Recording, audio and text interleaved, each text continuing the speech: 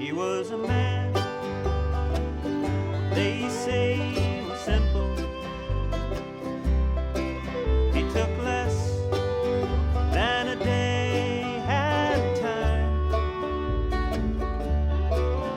You could see in his eyes just what he lived for.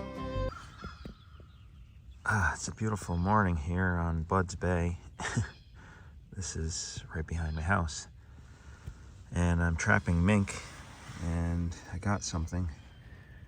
But believe it or not, this is a red squirrel. I have caught a mink in this hole here before. I saw little footprints in the snow, so set this hole. But I guess this red squirrel was diving in there too.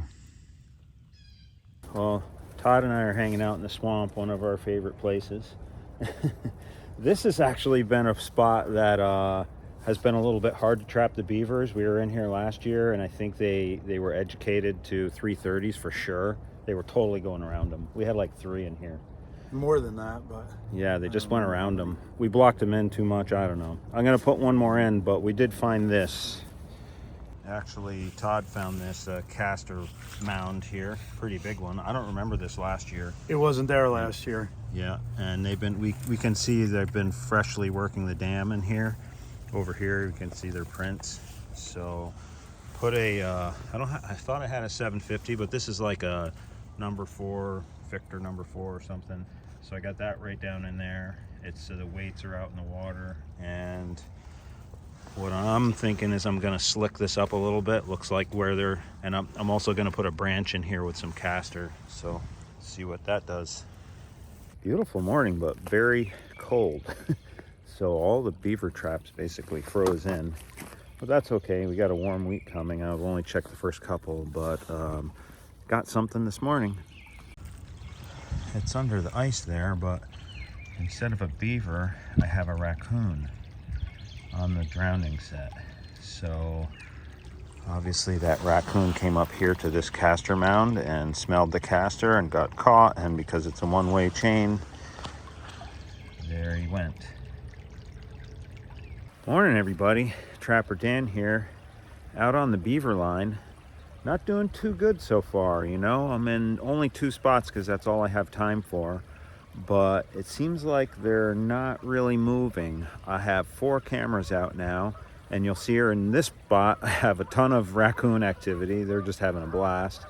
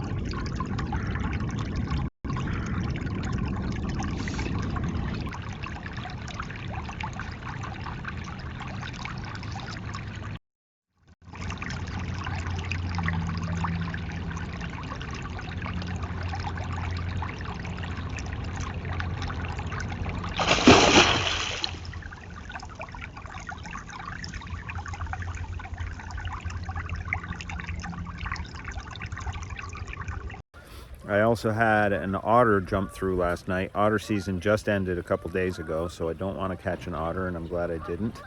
And by the way, with our 330 traps right now, because it's not otter season anymore, we can't have the trigger in the middle. It has to be off to the side. I think we have to have an 8-inch gap or something. I'll put it up here on the screen. Can't remember exactly. I have zip ties on my 330s to keep my triggers at the right spot.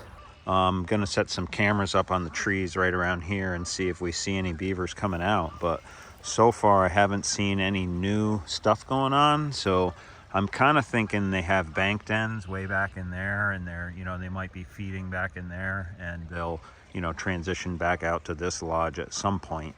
That beaver I got a few weeks ago on my right near the road is way down that way. So I don't know, figure that makes sense. It's a beautiful morning out here on the beaver line, although chilly. I had to kind of post hole through the ice to get out to this spot.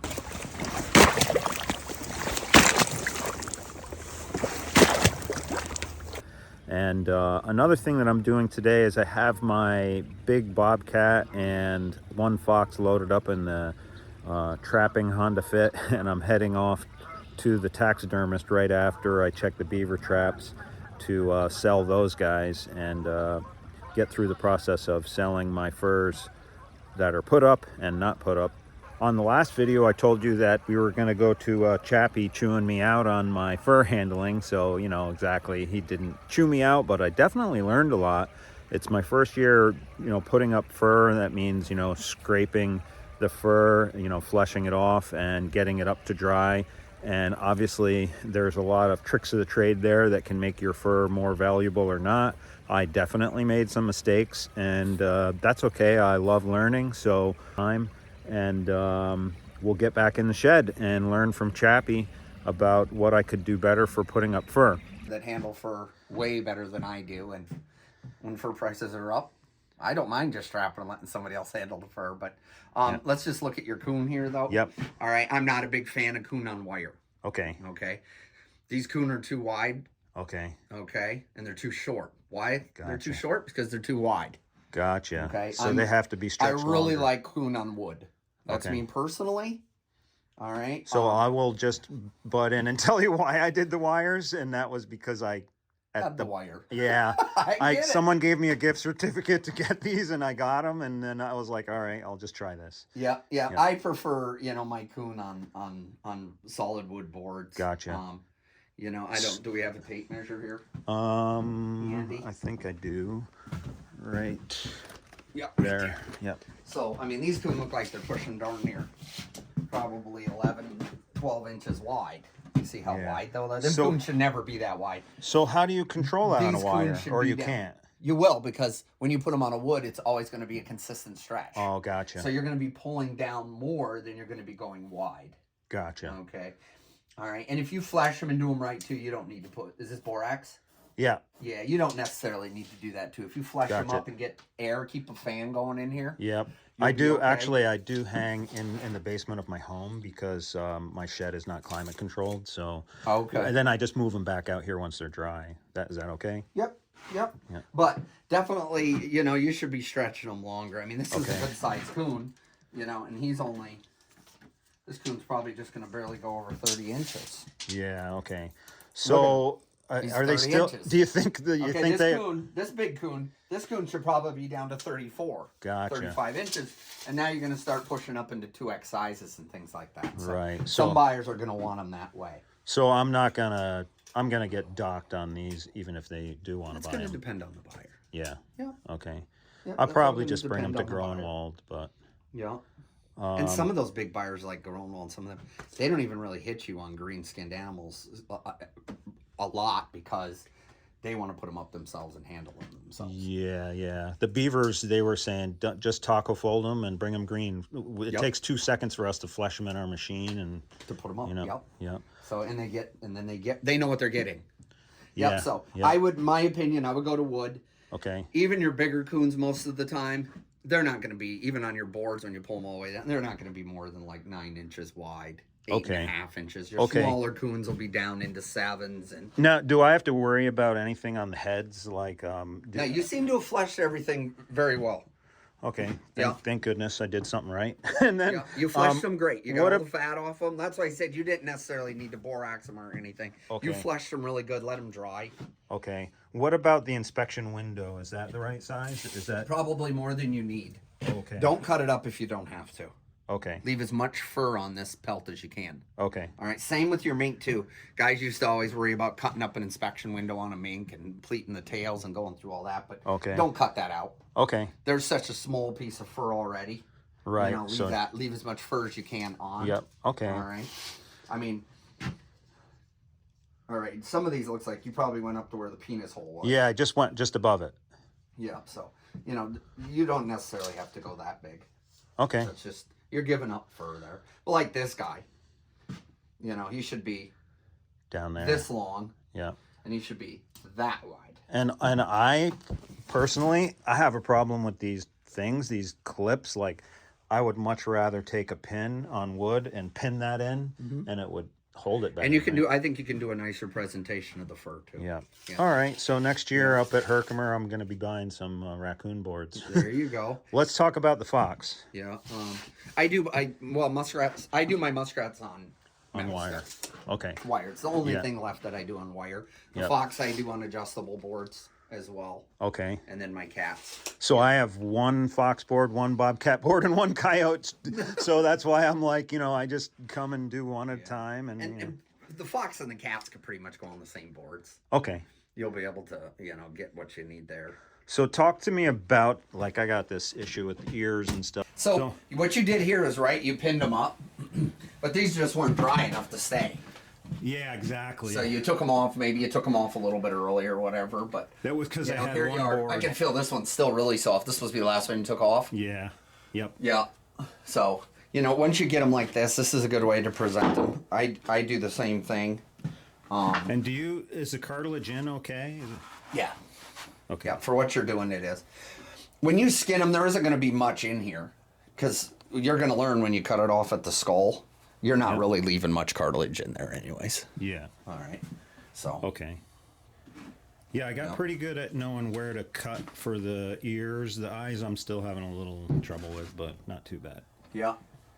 So otherwise... Main thing is just when you get to that point and you're pulling down, staying close and sharp. And yes, right on the skull. Yeah. Yep. And usually you might even want to switch back the knives too. You switch back and forth because you're going to you'll dull your good knife really quick doing that head. But if you go to like a serrated pelter and stuff and staying close and that on this, you'll get it where Yep. You'll learn where they're at. Yeah, I save, so I'm using these guys, and... That's a good knife. Sorry, but talk about that. I like the little quick sharpeners. You can buy them. They have a metal on one side and a fine stone on the other, and you just put it in and pop it through. Zip it right through, yeah. Yeah, and they're really good sharp, for touch-ups. Yep. For good touch-ups These when you're out there working. These are like my beater knives, so these are like Amazon specials for like... But I'll use them for where I know they're going to get dull, and I don't care, Sure. Cut through the fur. Yep. So, but overall, I think you put up, your fox, you're putting them on the wood. And, yep. yeah. Seem dry enough. Once they're dry, that's okay. I had a little metal hook on there. Yeah, they'll sound like paper. Yeah, and then... Once you have more stretchers, too, you won't be in such a hurry to get them off. Yeah, that's my problem. And how long can they stay dry like this? Meaning... Depending on the humidity, and you're protecting them, make sure you're protecting them from rodents and stuff like that. Yeah. But, you can keep them like this for a couple months if you want before you sell, as long as you have them somewhere that's not too humid. Yep. And, if you're going to be trying to keep them longer than that, then put them in a freezer. Vacuum seal them if you can, or if you're looking at keeping them long term. Yeah. I mean, that's kind of hard to justify. Right. I mean, what are you banking on? Six fox going up in price 3 years from now? Yeah, nah. No, move them and get fresh goods. Yep, exactly. And if you do this every year of your life, I know I'm going to get the average. Right. Because I'm going to trap every year. Yeah. So I'm going to get the average of 50 years if everything goes right and God's on my side. Yeah. Got it. If He's going to allow me to keep going, that's what I'm going to end up with. This is the average. Yeah. So. You were talking about the length on the raccoons. Is there a length thing I should be looking for on? You can find guides. Fox? If you go to like the Fur Harvester site, you can look and you can see their guides of what they recommend for which size. Yep. Yeah, and I think they might even show patterns on there. Yeah. But, I don't necessarily worry so much about it. I put the fur up, put it up right. Right. And what it's going to be is what it's going to be. Yeah. I don't look at it and be like, boy, if I could pull this thing 2 more inches, I'm going to get an extra size out of it. Yeah. Let the animal be what it's going to be. Yeah. It's a big one. It's a big one. Yeah. It's like It's a large. It's a large. Exactly. You can't pick what you catch unless you're releasing, right? You're gonna say, all right. And your fox in general, by the time you get into November, December, they're all going to pretty much be the same size anyways. Yeah. It's not like you're going to have huge size differences. With Right. cats, you can. I mean, down here you've got a bigger. This is a male too, isn't it? Yeah. All right. So you're going to have, this cat here. This cat's probably going to stretch probably around 42 I think he's going to be in the low 40s just looking at him. Yeah. Okay. Okay. You know, these cats here, these cats are just barely, this might be making 36. Yeah, these are all females. So these smaller cats. Yep. He's 41.2 pounds. Yeah, that's a good sized cat. I know he's going to go over 40. So what you're going to, so on your cats, all right, you want more fur. All right, so you're going to want to leave these legs all the way out to the wrist. Oh, okay. And then what you're going to do is these legs are going to go upward. So kind of like you got these. I started to do it different, yeah. Yeah, so what I want you to do is, here, you can put these two together. Now, you can see the slight difference. Yeah. Okay, this cat right here, this female, all right, she was the second highest selling cat. This was the second highest selling cat at the last Idaho Trapper sale. Wow. Okay. Now, she wasn't the biggest either, but she was just a really good cat. I mean, you can see how she's white almost the whole width of the board. Yeah, it's amazing. All right. Okay. But, so these legs are less up to the wrist, and you can see because the spots are more defined, all right, they have matching spots. Gotcha. Every cat will have matching spots going up its legs. You see how these are? Yep. See how this line comes in? See how that line comes in? Yeah. So you're gonna do this cat all the way up to the wrist, and then these are gonna get pulled up together, and then you're gonna line those up together, okay, and keep those right in here. And that's just by me keeping the length and then pinning it. Mm-hmm. Now, what is it? Look how much more white by starting here. If I didn't have these legs here, I wouldn't have all that white going up. Yeah, I see. All right, so it gives you just a real nice appearance on the cat. Okay. Same down on the back legs. Try to bring them in. Yep. You can see they're not matched. They don't, it's not like the front legs, but, you can see I got a little bit of color in here just the way she was. Yeah, okay. So that's the CITES tag. So that's an international agreement that the country made with the European nations and stuff. Really? So these and otters, that's why you have to have a CITES tag, because there's protected species that are very similar to this. Oh. So some lynx and different animals, not all places they're endangered. Gotcha. But so this is differentiating other those. cats that are endangered around the world. Right. Otter, sea otter. Gotcha. All right. So those CITES tags have to be on there, but that tag has to be through the eye. You can cut it and you can put it through the skin or something if you want, but it's not supposed to be removable. Gotcha. So some buyers may be like, ugh. Yeah. Okay. Well, just so you know. Yeah, I can. Cool. Well, let's. Can we work on the coyote? Do you have time? Yeah. All right. So we'll pass on this fox here. And have you done a coyote before? Nope. Okay. It's just like a fox. Do you have to worry on coyote about ripping right through? What side of that knife are you using? The dull side. Okay. Yeah. I mean, when you get a feel for it too, you'll be able to use the sharper side a little bit more. Gotcha. All right, but I know. I mean, of course, you always have a chance of ripping them, especially if you get around the teats and things like that. But in general, they're a pretty good hide. Yeah, take that off. I have to take that off. Yeah. You can only market so many a certain way. I just had a bunch this year tan because the coyote market's down. So I think I dropped off when I was coming back from Wyoming. I stopped in Nebraska for a couple weeks too. And then I was going through Iowa. So I stopped at Sleepy Creek Tannery in Iowa. Sleepy Creek, yeah, I heard about them.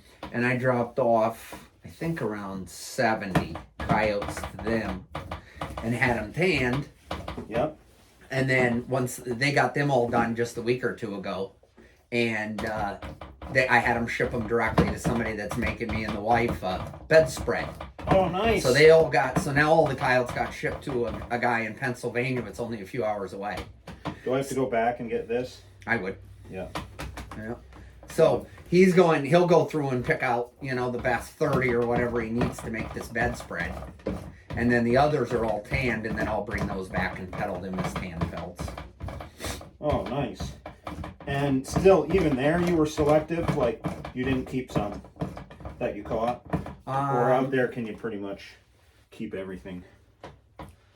I kept most of them. Yeah.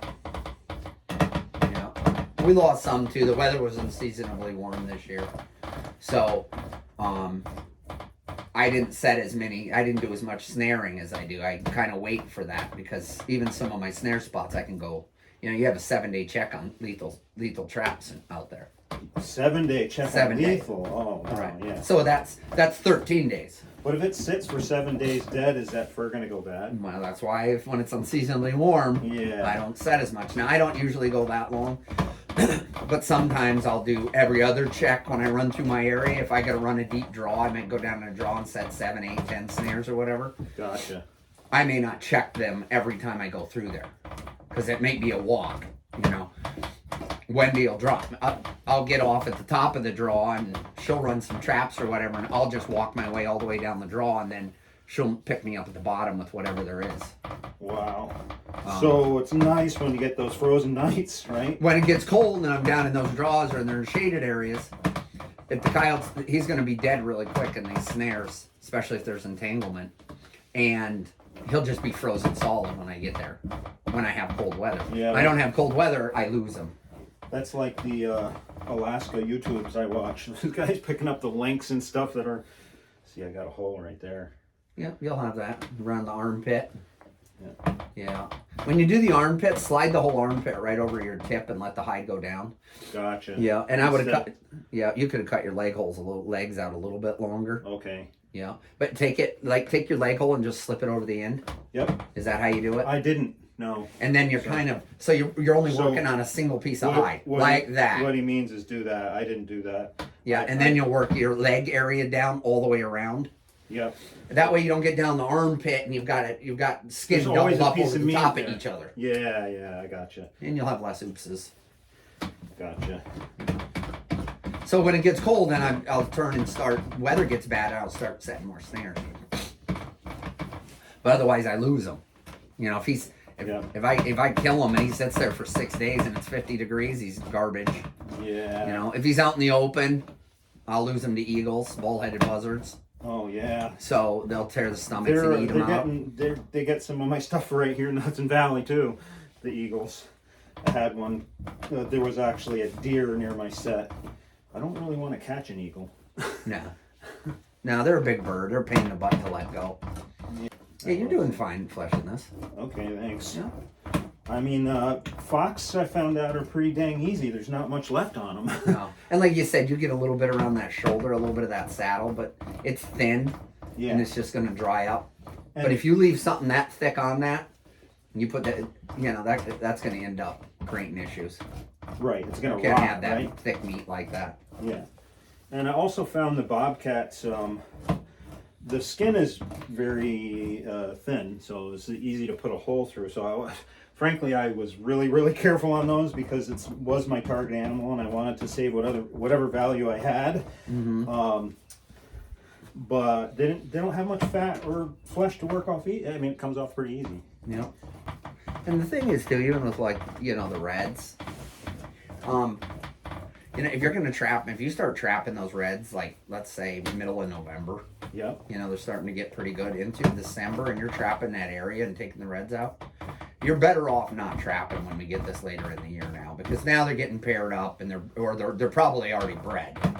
Gotcha. You know, and you're starting to, you know, now, you know, if you take it in November, you take it in January, it doesn't make a whole lot of difference because you're still killing the same amount. Right. The one you kill in November makes as many pups as the one you kill in January. Right. But if you've already trapped it in November, and then maybe some more might have moved in or something, like you might not want to go trap it again in January if it's, especially where it's your only property. Gotcha. And you know, they're starting to get rubbed and stuff like that late anyways. You're Talk better off about just rubbed. let them go What- make pups now. What is rubbed? So if you get them like in the shoulders, this guy's weak, but he might have just been early. You can show them on the camera there. And there's no fur up here around the shoulder area. And what causes that to happen? Whether it's just through him rubbing on it, he's just not a real good fox in general. But and then as time goes on, you know, they're gonna start. You know, they wore their fur all winter. They wore it out. Right. You know, they laid down in the snow and curled up.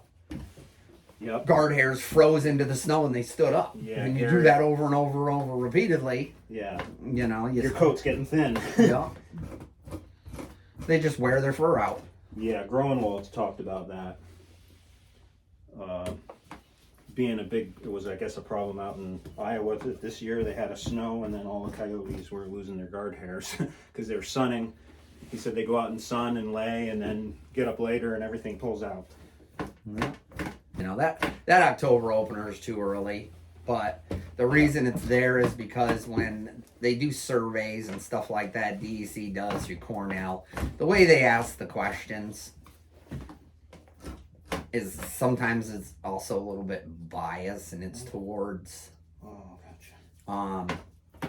you know, some of it is, well, some guys just want to go out and trap, and they want to do it when the weather's decent. And they, you know, so, or they're maybe they're hardcore deer hunters too, and they don't want to go out there and be trapping and stuff during deer season. Right, so they want to start early. So they want to start, and they just want to go out and catch a couple animals and do what they want to do. Well, all right, the guy that goes out there and catches 80 fishers has just as much effect in that survey that he does as the guy that goes out and just wants to catch 1 or 2 fishers early. The problem is we get animals that aren't quite prime. It'd be better off if we could push our fishers back another month. Yeah, okay. But when they do these surveys, that's not necessarily the information they're getting.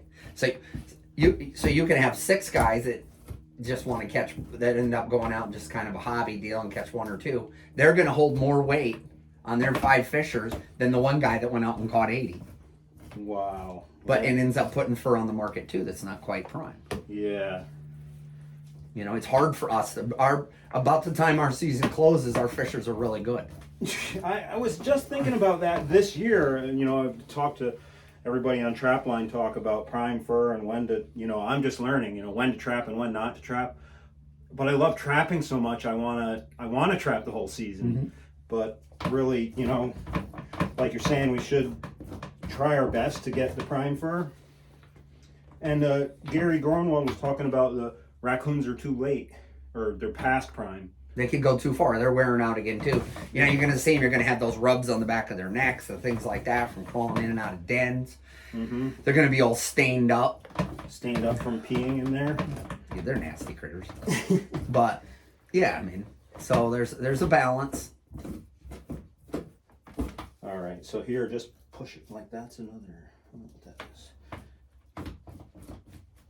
Basically, just If I got her all peeled off, grab it and rip it. Just grab it with your hand and pull it all off. There you go, get her out of the way. You know, and sometimes you get on tough spots, like around the back of a neck or a head, even on the coon too. You get that back of the neck, those tough spots, and that. Yep. You know, you're rounded. I think you. Yeah, like here, your rounded beaver knife sometimes. Very nice to clean those tough spots off. Yeah. Before you even start with that knife. I do like those knives for beaver, like you said. They're carbon steel, so they sharpen up so quick. Mm-hmm. I don't know if so I have to get all this off, you think? Yep, keep cleaning that off. Got some pretty good chunks there. You're getting close. A little bit of That wasn't so bad. Not too bad.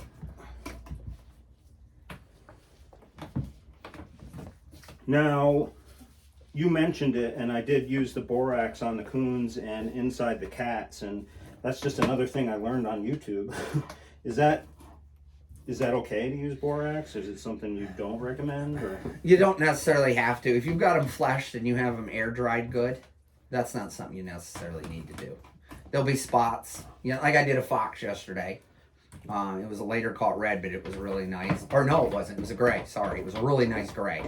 And they tend to hold their fur for long, you know, for a while. And he was just an incidental that I caught during the coyote contest I was in 2 weekends ago. Oh yeah, that was my other question for you. Are you trapping right now? No. No, we have water traps out. Okay. Yeah, and we're getting ready to do some beaver work. But I did set out, I don't know, 10 coyote sets or something for that hunt. Yep. And didn't catch a single coyote. No. It happens. Those you know, it's only open for 3 days, but you caught a couple cats, grays, reds, fisher, stuff I had to let go.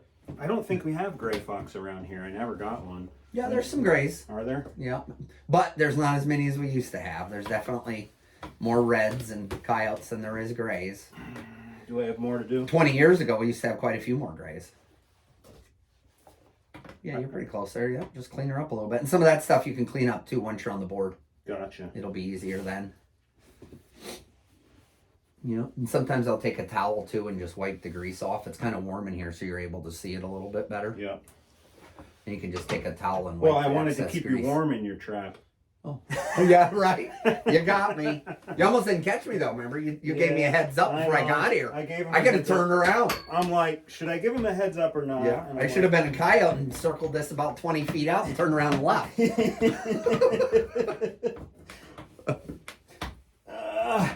Yeah, I told him I was going to trap him heads up, and I was like, man, I wouldn't tell any other critter that. I don't mind watching people work. So up at Herkimer, I just found a guy with a bunch of wood stuff. What we're doing is we're just getting this on the board. Whoops. With the skin side out, so that dries enough so we can flip it. Now, well, back to that borax thing we were saying. I'm sorry, we got distracted. We were talking about, I said I had that really nice gray fox that got caught. And Yep. coyote set. So, I skinned it out yesterday and I did it all the way out. I left paws on. So when I get that and I first turn that out, and that fox will get flipped this afternoon, but down there in those toe areas and stuff like that, deep in there, I'll borax that up just to make sure that we can prevent any spoilage down in there. Gotcha. Okay. Yeah. So what before do I do flip next? it. What am I doing? Do I have Let me see where you're at. Yeah, you're doing pretty good. You can make that board a little bit wider. It's a pretty good sized coyote. Okay, so I'm just gonna stretch this out at the bottom. I would bring that out a little bit more. I don't have a tailboard. Yeah. What's a tailboard? You can put something else in here if you want. You can do it with a thick piece of cardboard or something in here too, or even something thinner like a piece of Luan. Okay. And put a piece in here. Yep. And then you can take and you can tack your tail out on that. Okay. All and right. if you're not tacking your tail out, I probably want to put a little borax down that because it's closing. Well, if you get it closed, if you get it dry, you got it cleaned up pretty good. You'll be okay. But okay, so we just pinned the back down and got the pins on both sides about even. yeah, but you can see how having your tail here and spread out would be nice. So you need that board that fits in here. Gotcha. Okay. Yeah. I can work on that. You got a tag? Yep, I got tacks. Oh, right there. So you're just pinning the tail down. I'm just pinning it down off the side now. I don't have anywhere else to See go how with I trapped you in the shed and now I got you working? it. Right. Yeah. So these are the And legs. then these here, you're gonna. Here, I'll let you get over it. You're gonna grab those tacks. Yep. And let's just pin these legs. Bring them down here. And is this, are we looking for a specific length on a coyote? Whatever it is. Just whatever it is. So like you Let said. the animal be what it is. Yep. Yeah. Whoops. And we just got to pin the ears up, right? Otherwise, there's no more pinning. No, that's pretty much it. And remember, too, you're just going to flip this. We don't even have to get any more crazier than this. You left your lower jaw on? I did. Okay. When I'm skinning for fur, I'll usually cut this off. Okay. You I did cut it off on my foxes. It looks so. like you halfway cut it off already. Yeah. So we're going to finish. See this? Yep. All right. Just this take is, that off. yeah, that was an oops. Yep. Go ahead and just cut it and get rid of it. Gotcha. Yep. Now you're gonna be flipping him later, so Yep. there isn't really a whole lot more that needs to be done. So when I do flip But them, though, I would clean up a little bit more of this here. Take your beaver knife like we talked about, Yeah. and just take some of this stuff right here. Yeah. Just like, see that? Yeah. You don't want that much stuff there. Yeah. Gotcha. And just go around and clean that up a little bit more and touch it up, which is easier to do once you're on the board. Okay. Just to do that little cleanup around there. Like Yep. this stuff, clean that up a little bit. Yep. Okay. And You then. might have a little right here too. See this? Yep. You can just touch that up with your knife. When I do flip them, do I put the legs up? I'm not worried about like we You talked don't about. have no legs to put up because you cut them Yeah. too short. Yeah. Gotcha. There's not much there, but yes. Yeah. Okay. Yeah, and then you can clean up a little bit around here Around the with ears. your knife. Yeah. A little bit of this meat, get that off, Yep. and then before you flip them, put a little borax around the ear and the nose hole, Okay. and then flip them back. Okay. Yeah. Awesome. Well, You've been in the trap for a long time now, so this is going to be a heck of an episode. I'm on, used to 3-day checks. You spend a lot of time in the trap. on behalf of my 7 viewers and Trapper Dan, thank you so much for coming by. You know, maybe we'll I hope that we get to talk again. And, you know, it's having someone like you that's sharing so much. You just brought me to another level. And, you know, it's just, yeah, so much appreciated. All right. Maybe we'll maybe bring the camera along one day. I'll take you out on the mink line or something. Or the Oh strap my line. gosh, that would be awesome. Grab a little bit of stuff off that. I'll be probably after this next weather breaks. We'll probably go hit a little bit of rats and beaver. So We got him on camera. right. So we're going to go on the mink and the rat line and see how Chappy does it and see a little bit of the other side of the river, right? Ulster County is where you're trapping, right? Yeah. Yeah. Cool. Till fur prices come up, then I'm gonna be over here with you. Yeah. No, I'm There kidding. you go. I don't cross that river if I don't have to. Thanks so much.